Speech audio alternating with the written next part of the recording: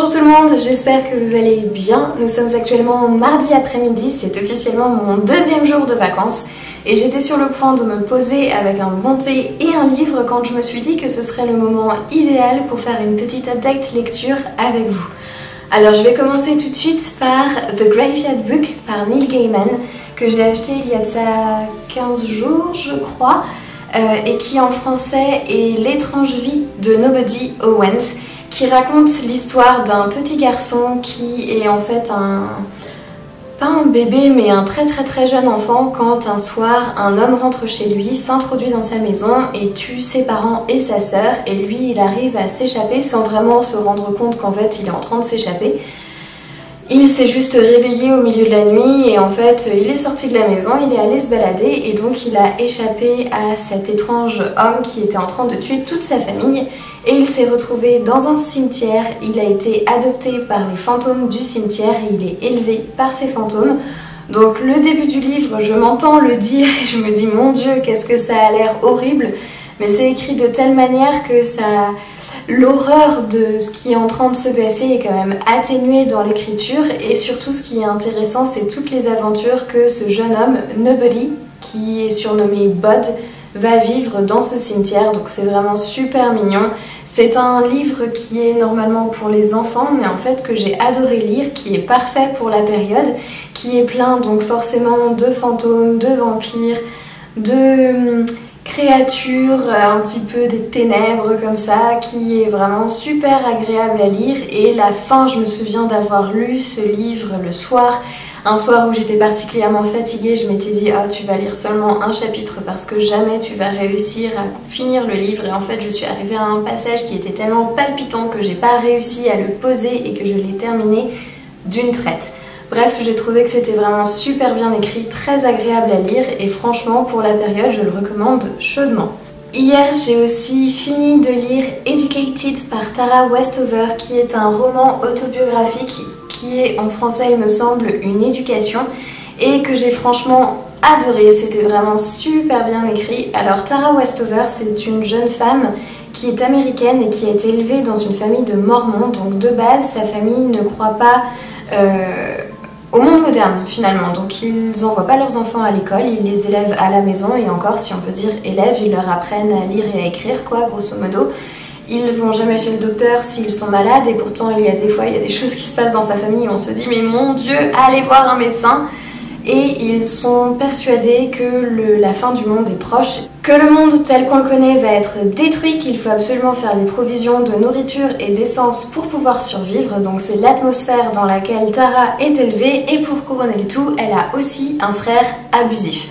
Mais un jour, elle va aller à la fac par un espèce de concours de circonstances et elle va avoir justement une éducation et se rendre compte que la vie qu'elle menait dans sa famille n'est peut-être pas la vérité absolue.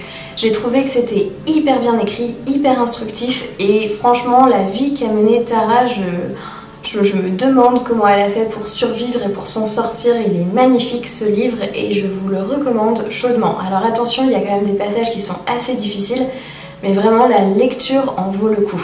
Et là, avec mon petit thé, justement, je suis sur le point de continuer ma lecture de Mouse, je ne sais pas comment ça se prononce, qui est écrit par Art Spiegelman, je pense. Je sais absolument pas du tout comment prononcer le nom de l'auteur. C'est en fait une BD sur l'Holocauste qui est fait par un auteur qui a la nationalité américaine mais dont le père est polonais et qui a vécu la Seconde Guerre mondiale. Et donc il raconte, j'allais dire les aventures, mais c'est pas les aventures, c'est l'expérience de son père pendant la Seconde Guerre mondiale.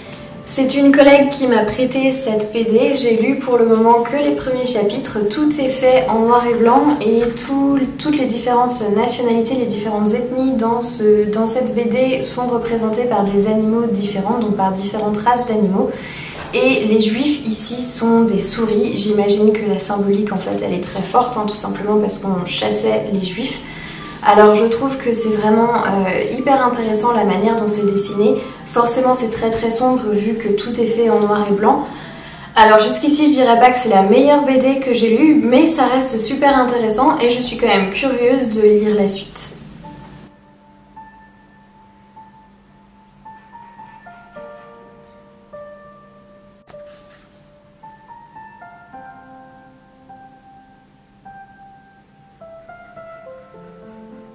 En filmant une vidéo, je me suis aperçue que il fallait absolument que je nettoie le bocal de Bouboule, la Moss Ball, parce que ce bocal est dégoûtant, il est plein de trucs qui virevolent dans tous les sens.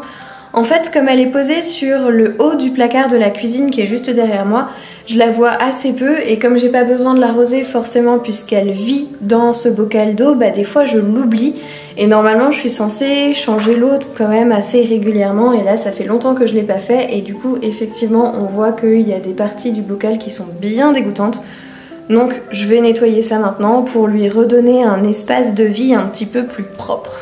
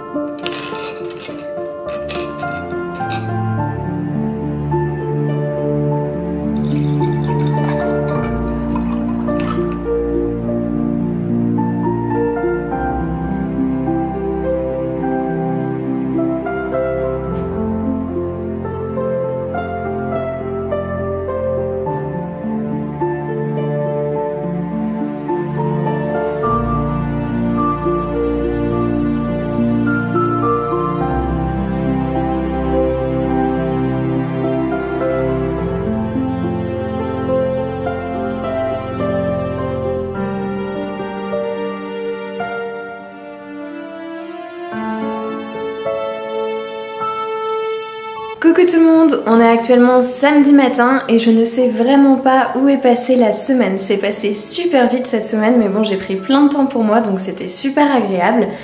Et comme demain c'est Halloween, je me suis dit qu'aujourd'hui j'allais essayer de faire des petits biscuits en forme de bonhomme et que j'allais essayer de les décorer pour qu'ils ressemblent à des momies. Je sais pas du tout ce que ça va donner, c'est un truc que j'ai vu sur Pinterest donc je me suis dit que j'allais faire ça un peu à ma sauce, on va voir ce que ça va faire. J'ai déjà préparé la pâte, j'ai pas filmé le processus, j'ai pris une recette un peu au pif sur internet donc elle est en train de poser au frigo.